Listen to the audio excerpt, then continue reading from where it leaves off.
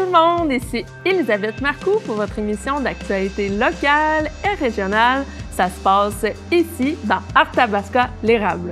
En ce jeudi 31 mars 2022, on parlera de réaction du milieu économique et communautaire face au budget du gouvernement annoncé le 22 mars dernier, d'une nouvelle distillerie à Victoriaville à saveur d'économie circulaire, du dernier week-end chargé des Vulcains et du prix du calque artiste de l'année au centre du Québec. Bonne émission!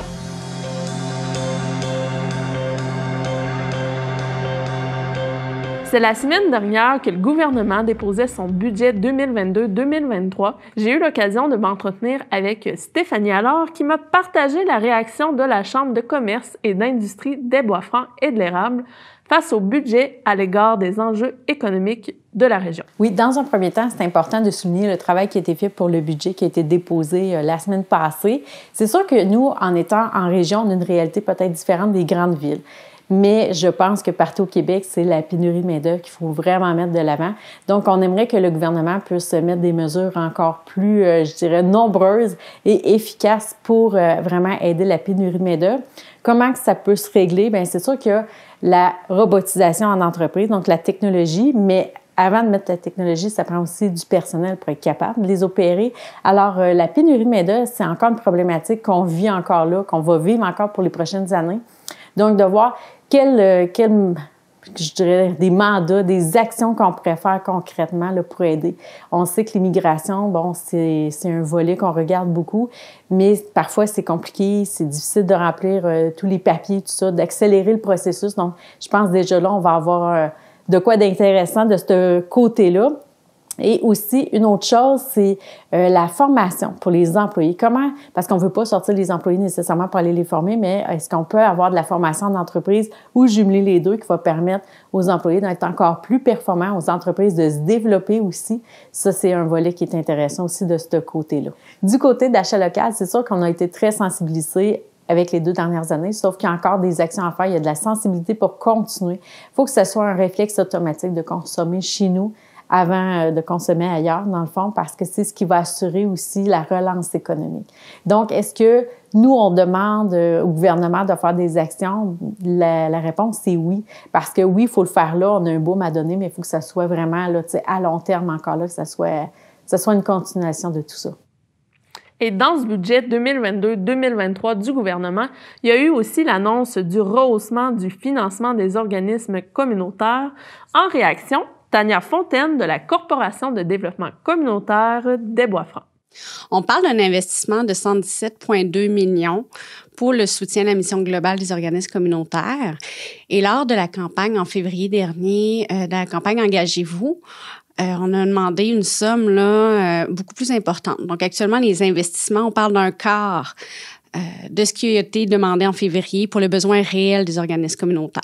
Bien sûr que tout investissement est vu favorablement, mais c'est certain que actuellement, avec la pénurie de main-d'œuvre, avec la pandémie qu'on vit depuis 2 ans, avec la hausse importante du coût de la vie, la pression est très grande sur les organismes communautaires actuellement.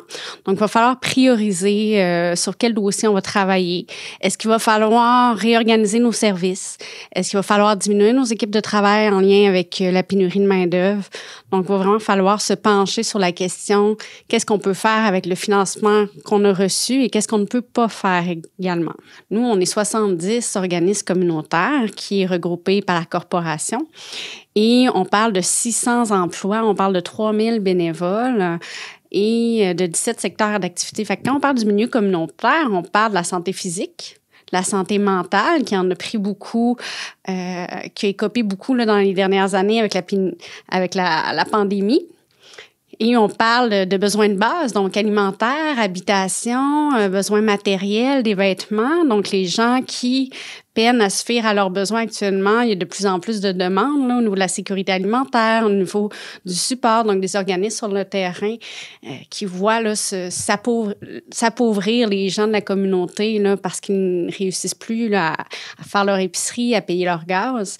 Donc, c'est tous des besoins réels qu'on voit actuellement. Là. On voit qu'il y a un investissement qui a été fait qui ne répond pas aux besoins réels. Donc, c'est sûr qu'on va continuer à démontrer ce qu'on fait en espérant que le gouvernement continue d'investir au niveau communautaire.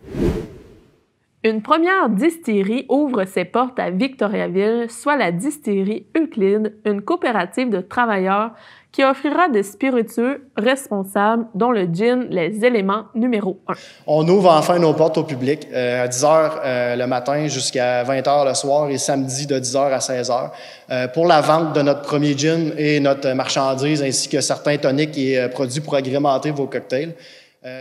Pour l'instant, on a notre premier gin, les éléments numéro 1. On va avoir 5 versions vieillies de ce gin-là qu'on va faire passer dans des barils avec différents arômes.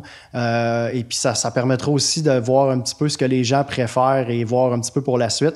On a d'autres produits en développement, un petit peu trop tôt pour en parler, mais il va s'en venir d'autres choses, c'est sûr. Quand vous achetez le gin de la distillerie Euclide, vous avez aidé à donner de l'emploi à des gens dans la difficulté et vous avez mis des oranges dans les assiettes de des gens qui ont de la difficulté à se payer des repas à tous les jours et dans les assiettes de 200 enfants dans des écoles de la région pour qui on fournit des... Bien, dans le fond, c'est la distillerie Euclide, c'est les spiritueux responsables parce qu'on a 3 axes de responsabilité. La responsabilité environnementale, économique et sociale.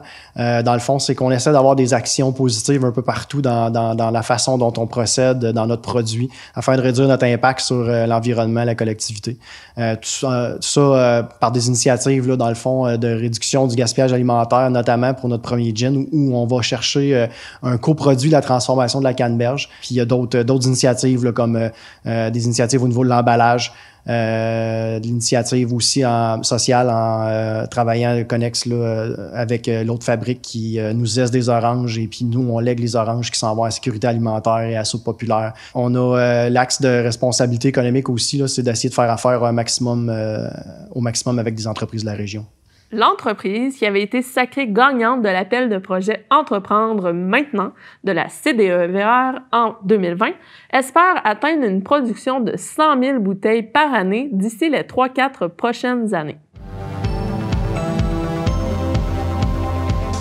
Et maintenant, Promutuelle Assurance Bois-Franc doublera les dons remis à la Fondation CLSC Suzor-Côté, et ce jusqu'au début mai. Cette participation de Promutuelle fait partie d'une série de moyens de financement que la Fondation met en place pour continuer à offrir de l'équipement pour le soutien à domicile et les soins palliatifs à domicile.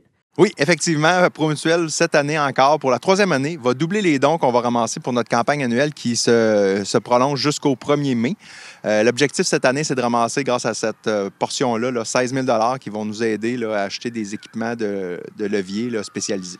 Très bientôt, il va y avoir la fondation avec Cristalina pour Pâques, donc qui offre un chocolat là, spécial fondation. Ensuite, ce qui s'en vient par la suite, on a au début juin Ride ta fondation, une activité avec, on espère, plusieurs milliers de motocyclistes qui vont nous soutenir. Pas longtemps après, suit le tournoi de golf annuel. Il y a 20 ans, on a décidé d'avoir la fondation. C'était pas moi qui étais là. Ça a permis justement d'avoir tous ces équipements-là qui soient prêtés sans frais à nos usagers, contrairement aux autres villes où ils n'ont pas, les gens doivent aller louer ou acheter les équipements. Nous, on a la chance de les prêter gratuitement. Comme par exemple, cette année, on a donné 50 000 $ à Aide et support aux aînés pour l'achat d'équipements qui vont permettre à leurs résidents de rester chez eux. Pour le CLSC comme tel, on achète environ 100 000 $ d'équipements. On a acheté un vélo stationnaire pour les enfants de 0 à 5 ans, un groupe d'aide. Ça permet aux enfants là, d'apprendre à gérer leurs émotions grâce à ce vélo-là. Ça, c'est un exemple. Ensuite, on peut penser à un lit d'appoint qu'on a acheté pour les personnes qui sont en fin de vie dans les ressources intermédiaires. Donc, ça permet aux accompagnateurs de pouvoir être avec leurs proches là, dans les derniers moments. Et sinon, ça a bougé le week-end dernier du côté des équipes des Vulcains.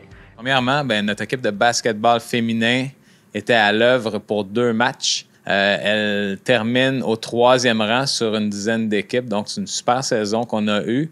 Et là, ça va être les conférences qui vont se jouer, pas en fin de semaine prochaine, mais l'autre à Sainte-Foy.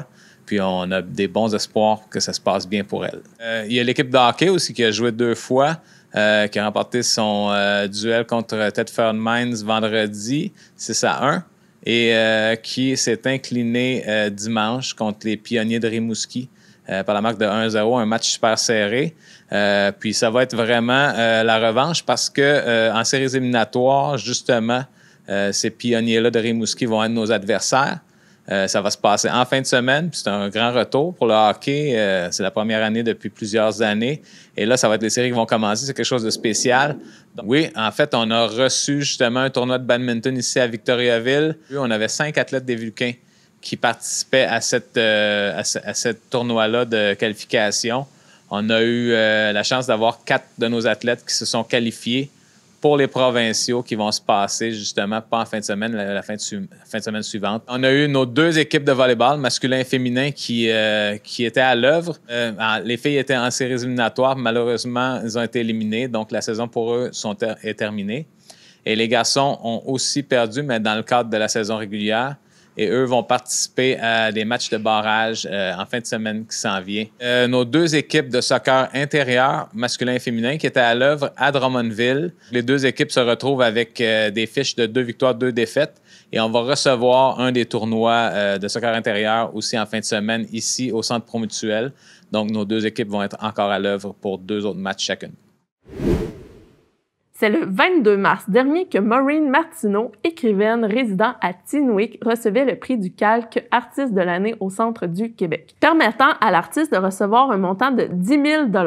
Le Conseil des arts et des lettres du Québec reconnaît que Madame Martineau est une auteure audacieuse à la plume limpide, offrant des histoires aux thématiques actuelles qui témoignent de sa curiosité et de son engagement social, et que 2 de ses romans seront bientôt publiés en France. Enfin, 2 vernissages d'exposition avaient lieu le week-end dernier. Le premier, le 25 mars, était celui de l'exposition Prémices de Sophie Perry, qui illustre une vision ironique des processus d'anthropomorphisation des nouvelles technologies. C'est le lendemain, 26 mars, qu'avait lieu un second vernissage à la Maison créative et rurale Armand Vaillancourt de l'exposition Histoire d'une artiste de Tina Rose Bastien, une peintre en acrylique et en procédé mixte. Et voilà, c'est terminé pour l'émission. Vous avez une information ou un enjeu à me partager? N'hésitez pas à me contacter à nouvelles@tvcbf.tv ou au 819-758-3688 pour avoir une émission qui vous ressemble. D'ici là, je vous dis à la semaine prochaine!